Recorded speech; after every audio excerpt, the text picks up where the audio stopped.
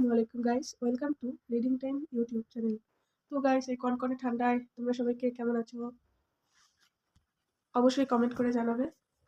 এখন ঘড়িতে বাজে সকাল 10টা, এখনো বাইরে সেভাবে রোদ ওঠেনি, বেশ ঠান্ডা লাগছে। তাই আমি এখনো বিছানায় লেপের মধ্যে বসে পড়াশোনা করছি। সকাল থেকে বেশ কিছুক্ষণ টেবিলে পড়ছিলাম, চেষ্টা করছিলাম টেবিলে পড়া কন্টিনিউ করার, বাট এত ঠান্ডার কারণে আর টেবিলে বসে পড়া কন্টিনিউ করতে পারলাম না। তাই লেপের মধ্যে বিছানায় চলে আসলাম। যদিও এভাবে পড়া ঠিক না, তবুও শরীরের খেয়াল আগে রাখতে হবে। তো যাই হোক, এখন আমি পড়াশোনা শুরু করে দিব। এখন আমি জিকে বাংলাদেশ বিষয়াবলী পড়ব। এখন যেহেতু একদম শেষ সময়, তাই সবগুলো টপিক আসলে রিভিশন দেওয়ার সময় নেই। আর আমি ভেবেছি এখন শেষ সময় শুধু ইম্পর্টেন্ট টপিকগুলো বেশি গুরুত্ব দিয়ে রিভিশন দিব। তো এর জন্য আমি আগে ইম্পর্টেন্ট টপিকগুলো অ্যানালাইসিস করে নিব। আমার অ্যানালাইসিস প্রসেসটা এমন ছিল যে আমি এটা দেখছিলাম বিগত 10 বছরের সবথেকে বেশি প্রশ্ন কোন টপিক থেকে এসেছে। আমি সেই টপিকগুলোই আমার শর্ট লিস্টে রাখার চেষ্টা করেছি। এরপর যখন এই শর্ট লিস্টটা পড়া হয়ে যাবে, প্র্যাকটিস করব, বা প্র্যাকটিস করার আগে হাতে যদি অনেক বেশি সময় থাকে তখন শর্ট লিস্ট পড়ার পরে তখন বাকিগুলো পড়ব। তবে জুনিয়রদের উদ্দেশ্যে একটি কথা বলি, জুনিয়ররা তোমরা কিন্তু শুরু থেকে যখন প্রস্তুতি নিবে অবশ্যই সবগুলো টপিকই পড়বে। অন্তত একবার পড়া না থাকলে হুট করে কিন্তু শর্টকাট টপিকগুলো পড়লে বোঝা যায় না। বোঝা যায়, তবে তোমার প্রত্যেকটা টপিকের একটা সিকোয়েন্স থাকে। এই যে দেখো, আমি যে সাজেশনটা লিখলাম, এখানে 1.1, দেন হচ্ছে 1.2, 1.3 এভাবে দেওয়া আছে শুরু থেকে। তো আমি তো প্রথমেই 1.2 লিখলাম, তাহলে 1.1-এর যে পড়াটা, ওইটা যদি আমাদের আগে কারো পড়া না থাকে, হুট করে 1.2-এর যে ইতিহাসের যে অংশ, ওইটা যদি পড়া শুরু করি, মনের মধ্যে কিন্তু কোথাও একটা প্রশ্নবোধক চিহ্ন থেকে যাবে। আর আমরা যদি শুরু থেকে অ্যাটলিস্ট একবার আমাদের সব কাহিনী পড়া থাকে, ইতিহাসের কাহিনীগুলো এত মজার, ওগুলো পড়তে গল্পের মতো লাগে। একবার পড়া থাকলে তখন রিভিশন দিতে সমস্যা হয় না। যখন শর্ট লিস্ট করে রিভিশন দিব তখন কোনো সমস্যা হয় না। তো আমি আমার এই শর্ট লিস্টটা উদ্ভাসের বই অনুযায়ী করেছি। অনেকের কাছে হয়তো উদ্ভাসের বই নেই, এর জন্য খুঁজে পেতে অসুবিধে হতে পারে। তবে এখানে যেহেতু আমি টপিকের নাম সহ লিখে দিয়েছি, তোমরা যে কোনো জিকে বইতে এই টপিকটা খুঁজে বের করে পড়তে পারো। আর জুনিয়র 25 ব্যাচ যারা আছো, 25 ব্যাচ পারলে এই টপিকগুলো এখন থেকে হালকা পাতলা আয়ত্তে এনে রাখতে পারো। তোমাদের যেহেতু সামনে পরীক্ষা, প্রেশার না নেওয়া ভালো। তবে যদি ভাবো যে একটু এগিয়ে রাখবে নিজেকে, তো এই টপিকগুলো কিছুটা নিজেরা পড়ে এগিয়ে রাখতে পারো। 26 ব্যাচের ভাইয়া পুরো একই কাজ করতে পারো। আর আমাদের ব্যাচের যারা আছো, অর্থাৎ এইচএসসি 24 ব্যাচ, তোমাদের আর কিছু বলবো না, কারণ তোমাদের অলরেডি অনেক কিছু পড়া হয়ে গিয়েছে। পরীক্ষার তো আর মাত্র 15-16 দিন এরকম আছে।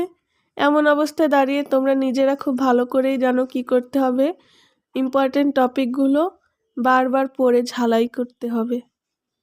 আর 26 ব্যাচের ভাইয়া পুরো একটা কাজ করতে পারো, তোমাদের যদি আশেপাশে কোনো বড় ভাই বোন থাকে, তাদের অ্যাডমিশন টেস্ট শেষ হওয়ার পরপর উদ্ভাসের বইগুলো কালেক্ট করে নিতে পারো।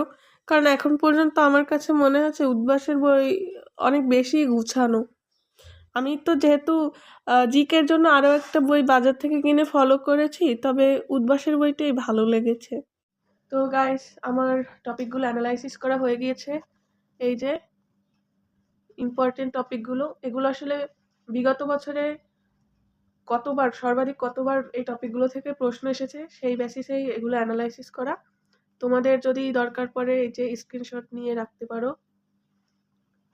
আর এখান থেকে আরো এমন এমন টপিক আছে যেগুলো মোস্ট ইম্পর্টেন্ট, মানে এখান থেকে আমি যদি আরো অ্যানালাইসিস করি তাহলে আরো অনেক কিছুই বাদ দেওয়া যাবে, কিন্তু আসলে এতটাও বাদ দেওয়াটা আসলে রিস্ক হয়ে যায়। এজন্য আমি মোটামুটি চেষ্টা করেছি যেগুলো মোস্ট ইম্পর্টেন্ট সেগুলো রাখার, আর এর ভিতরে যেগুলো মোটামুটি ধরো 4বার 5বার এরকম এসেছে বিগত 10 বছরে, সেগুলো রাখার চেষ্টা করেছি। কারণ এগুলো আসলে ইম্পর্টেন্ট, একেবারেও বাদ দেওয়া যায় না। তো তোমাদের যদি মনে হয় যে এখান থেকেও অ্যানালাইসিস করে আরো স্ট্রং কোনো সাজেশন বের করা যায়, তাহলে তোমরা অবশ্যই আমাকে কিন্তু সেই ইম্পর্টেন্ট টপিকগুলো সাজেস্ট করবে। কারণ আমি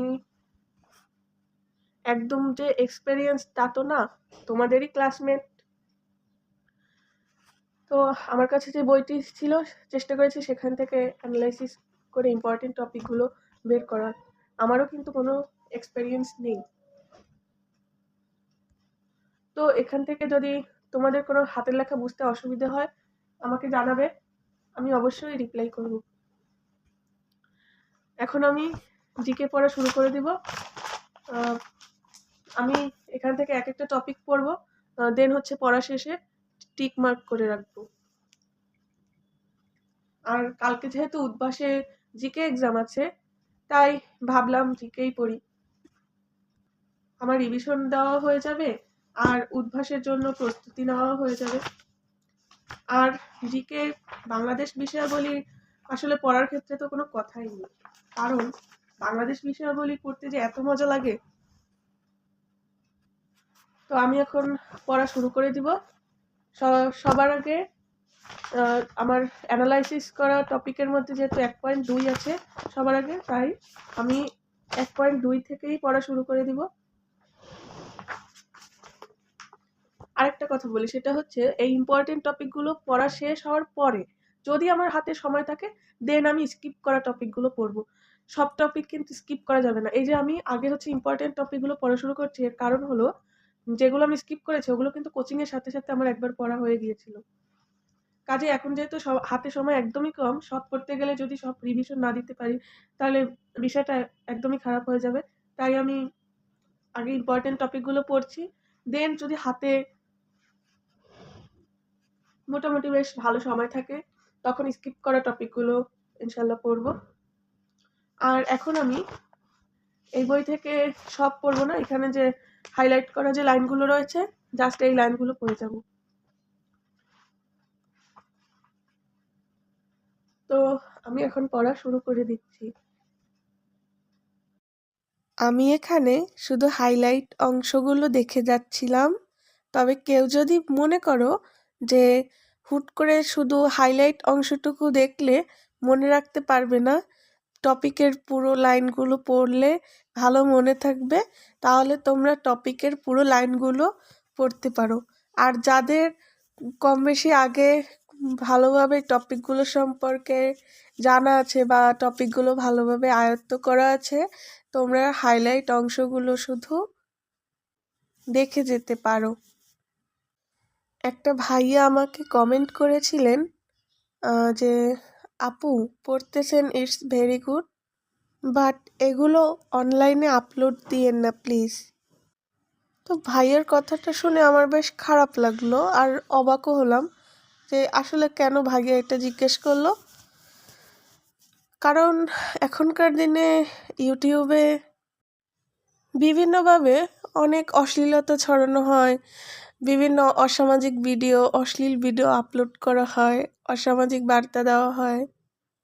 আর দেখবে যে চ্যানেলে উল্টোপাল্টা ভিডিও আপলোড করা হয়, উল্টোপাল্টা কন্টেন্ট তৈরি হয়, ওদের সাবস্ক্রাইবার্সও বেশি, ভিউসও বেশি। খুব কম মানুষ এগুলোর নিন্দা করে, এগুলোর বিরুদ্ধে কথা বলে। ওই অশ্লীলতাগুলো কিভাবে মানুষ অ্যাকসেপ্ট করে নিচ্ছে ভেবে দেখেছো? মানুষ কিন্তু সেভাবে প্রতিবাদও করে না। তো সেই জায়গা থেকে যদি আমি সামাজিকতা বজায় রেখে কোনো যদি স্টাডি ব্লগ করি তাহলে তো কারো সমস্যা হওয়ার কথা না।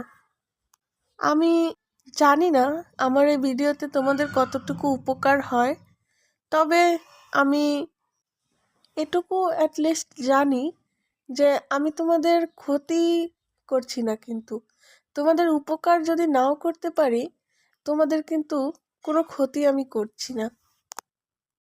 আজকালকার দিনে অনলাইনে যেখানে বিভিন্ন ভিডিওর মাধ্যমে অসামাজিক বার্তা যাচ্ছে সবার কানে বা অশ্লীলতা ছড়িয়ে পড়ছে, সেখানে আমার এই স্টাডি ব্লগ দেখে যদি একজন স্টুডেন্টও পড়ায় উৎসাহী হয়, সেটাই আমার বড় পাওয়া। আর এতে আমি ক্ষতির কিছু দেখছি না। তো যাই হোক, ভাইয়াকে আমি এটা বলার কারণ জিজ্ঞেস করেছিলাম। এরপর ভাইয়া বলল যে না, একজন ব্লগার ভাইয়া এভাবে পড়তে পড়তে ভিডিও বানাতে বানাতে সিলেবাস শেষ করতে পারেনি, তাই ভাইয়া আমাকে এই কথাটি বলেছে। তো বুঝলাম যে না, ভাইয়া আমার শুভাকাঙ্ক্ষী, সে আমার ভালোর জন্যই বলেছে। ভাইয়াকে অসংখ্য ধন্যবাদ। আমার জন্য দোয়া করবেন, আমি যেন সিলেবাস শেষ করতে পারি। আর বন্ধুরা, আপনাদের মতামত থাকলেও আমাকে তো গাইস, এখন ঘড়িতে 12:30 একটু বেশি বাজছে। তো এখন আমি উঠে যাব, উঠে গোসল দেন অন্যান্য পার্সোনাল কাজগুলো করব। এরপর দুপুর 2:30টায় আবার ইনশাআল্লাহ পড়তে বসবো। হয়তো একদম 2:30 বাজবে না, 2:30, হয়তো 2:10-15 এরকম সময়ে আবার পড়া কন্টিনিউ করব।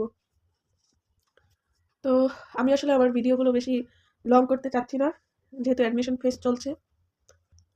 লং ভিডিও দেখলে অনেকের এখন টাইম ওয়েস্ট হতে পারে। যদিও আমার ভিডিও দেখলে টাইম ওয়েস্ট হলেও কিছু না কিছু জানা যায়। চেষ্টা করি যে ভিডিওর ওই টাইমটা একদম যেন ওয়েস্ট না হয়। তবুও অ্যাডমিশন টাইমে লং ডিউরেশনের ভিডিও দিচ্ছি না। আর আমার ইচ্ছে ছিল আমার সারাদিনের স্টাডি প্ল্যান শেয়ার করা, কী কী পড়ি, কীভাবে কি রুটিন মেনটেন করি।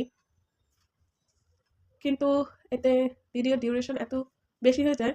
এর মাঝে একটা চ্যালেঞ্জিং ভিডিও আপলোড দিয়েছিলাম, চেষ্টা করেছিলাম অনেক শর্ট রাখার, কাট করে করে দিয়েছিলাম, তবুও ভিডিওটা 20 মিনিট ক্রস করে গিয়েছিল। তো এর জন্য ভাবছি ভিডিও দিব কিনা, স্টাডি উইথ নিয়ে লং ভিডিও।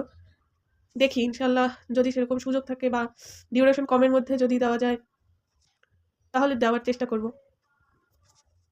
তো আমাদের ঢাবি বি ইউনিটের ভর্তি পরীক্ষার আর বেশি দিন নেই। তোমরা সবাই ভালোভাবে পড়াশোনা করো, আমার জন্য দোয়া করো।